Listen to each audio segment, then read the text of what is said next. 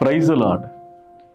క్రీస్తునందు అత్యంత దేవుని యొక్క బిడ్డలారా, బాగున్నారా? చాలా సంతోషం.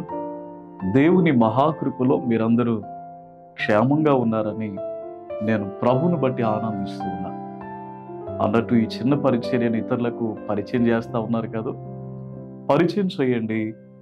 ఈ చిన్న పరిచర్యలో మీరు కూడా పాలుభాగస్తులు కావాలని మేమెంతో ప్రార్థన చేస్తా ఉన్నాం. ప్రియులారా, ఈ నేటి ఉదయకాల సమయంలో దేవుని వాక్యాన్ని మనం జ్ఞాపకం చేసుకుందామా? పరిశుద్ధ వాక్యం నుండి ఆదికాండము 26వ అధ్యాయం 12వ వచనాన్ని మనం జ్ఞాపకం చేసుకుందాం. ఇస్సాకు ఆ దేశమందున్నవాడై విత్తనము వేసి ఆ సంవత్సరము 100 ఫలము పొందెను. యెహోవా అతన్ని ఆశీర్వదించెను గనుక ఆ మనుష్యుడు గొప్పవాడాయెను.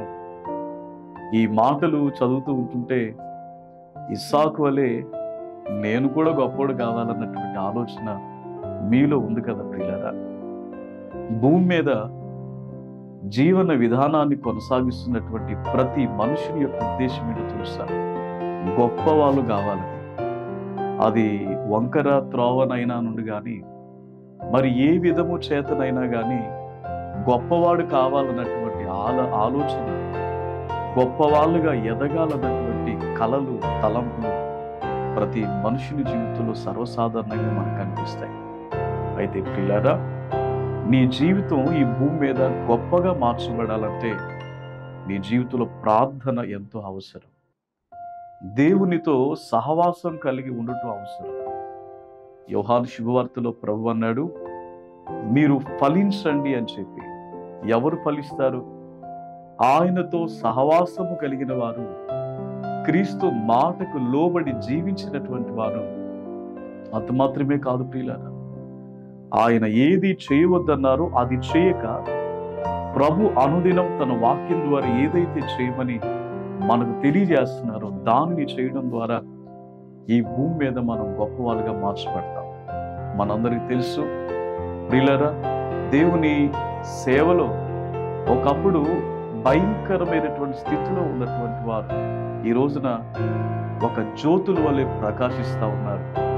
దేవుని కొరకు మండి, దేవుని కొరకు అనేకులను ప్రభు దగ్గరికి నడిపించగలుగుతూ ఉన్నారు.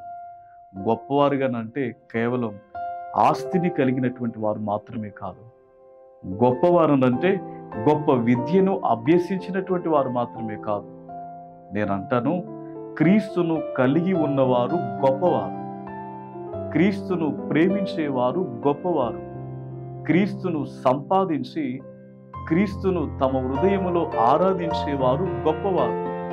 క్రీస్తునందు ప్రియులారా, ఆయనను కలుగుండటమే ఈ భూమి మీద మన జీవితాలు గొప్పవిగా మార్చబడతాయి అన్న విషయాన్ని నేను మీకు జ్ఞాపకం చేస్తా ఉన్నా.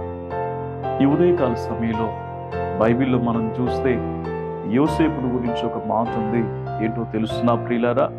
ఫలించేడి కొమ్మాని, ఊట యొద్ద ఫలించేడి కొమ్మాని, దాని రెమ్మలు గోడ మీదకి ఎక్కి వ్యాపించుచున్నవి అని చెప్పి యోసేపు ఉదాహరణకు ఆయన జీవితాన్ని మనం చూస్తే, బానిసగా వెళ్ళినటువంటి యోసేపు దేశాన్ని పాలించే వ్యక్తిగా ఎలా మార్చబడ్డాడండి? దేవుడు తనకు తోడై ఉండటం వలన. ఏదో తన సంవత్సరంలో ప్రభు మీకు తోడై ఉన్నప్పుడు మీరున్నటువంటి స్థలాల్లో మీరు గొప్పవారుగా మార్చబడతారండి. అలాంటి కృప దేవాది దేవుడు మీకు దయచేయను గాక. ప్రార్థన చేసుకుందామా? ప్రేమ కలిగిన తండ్రి, సర్వోన్నతుడు అయిన దేవ, ఈ మాటలు వీక్షిస్తున్నటువంటి మా ప్రియ ఆత్మీయ బిడ్డలందరినీ మీరు జ్ఞాపకం చేసుకున్నాను. ఈ నూతన సంవత్సరంలో నీ బిడ్డలు గొప్పవారుగా మార్చబడుదురుగాక.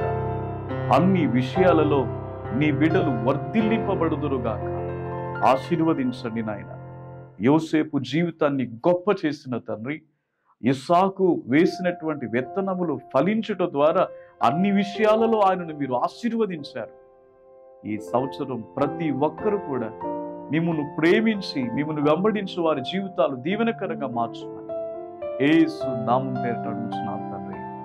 ఆమేన్. May God bless you.